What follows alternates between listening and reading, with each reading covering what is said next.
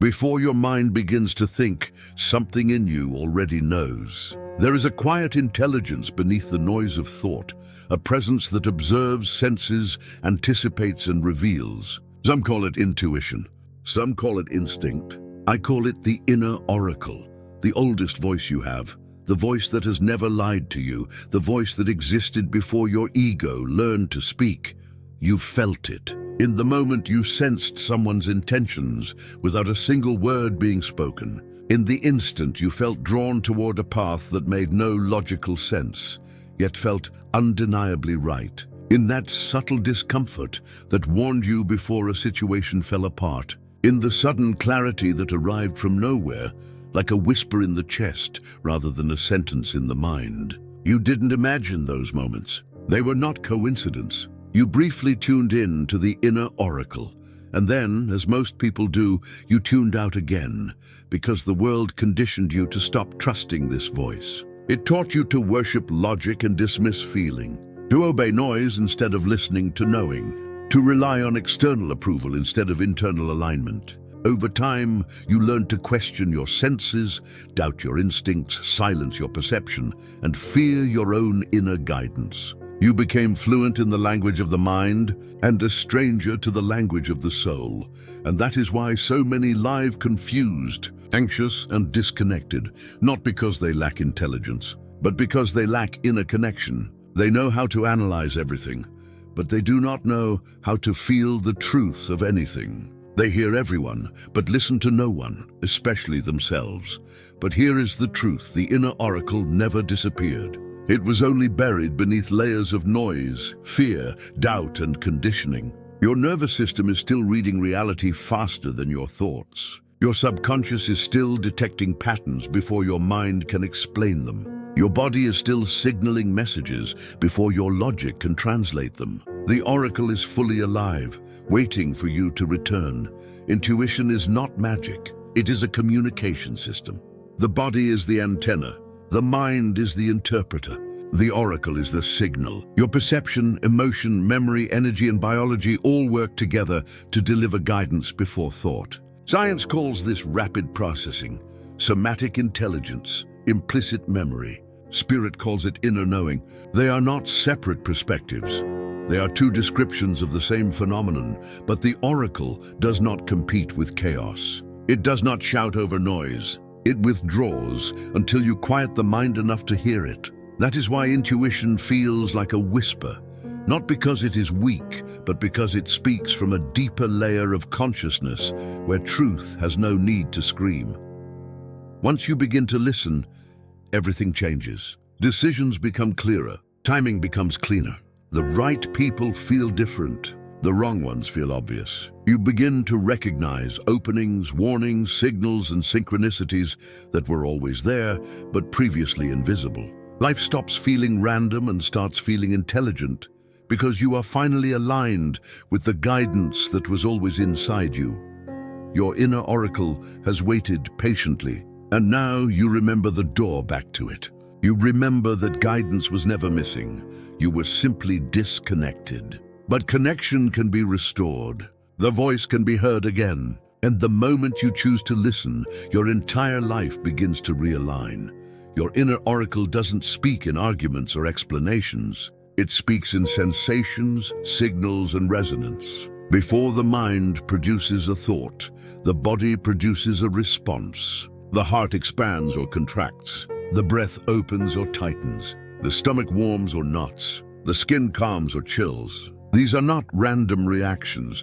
They are intelligent signals. The body is the receiver. The mind is the translator. And the oracle is the source transmitting through both.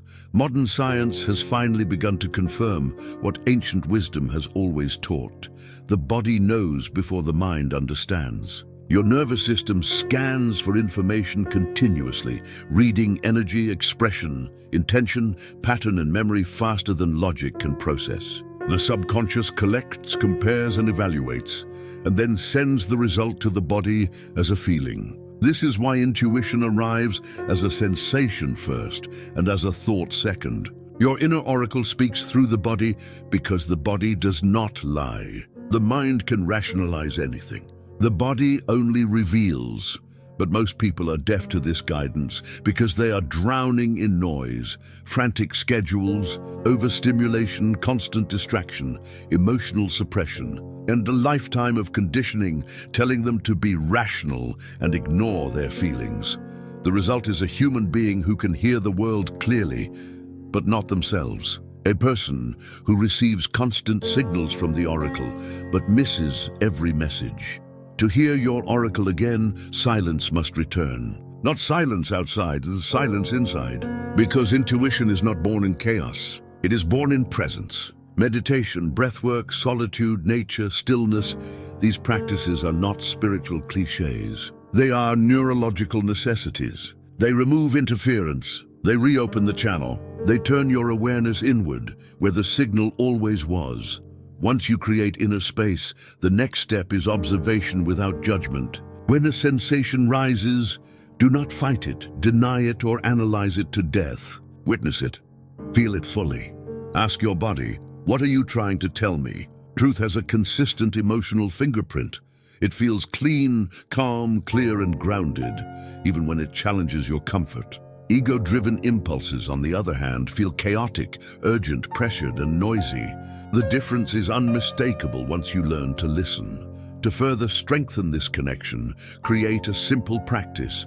Ask a question inwardly, breathe, and scan the body. Does this expand me or contract me? Does this bring peace or tension? Does it energize or drain? The oracle speaks in binary clarity, expansion, yes, contraction, no silence. Not yet, it is that simple. But simplicity requires honesty and courage, because the truth is not always the answer your ego wants, yet it is always the answer your soul needs.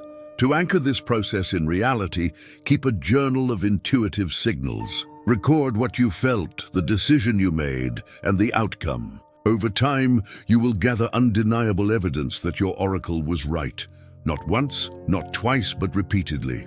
And once you see the pattern, trust becomes natural. You stop asking, can I trust my intuition? And begin asking, can I afford to ignore it any longer?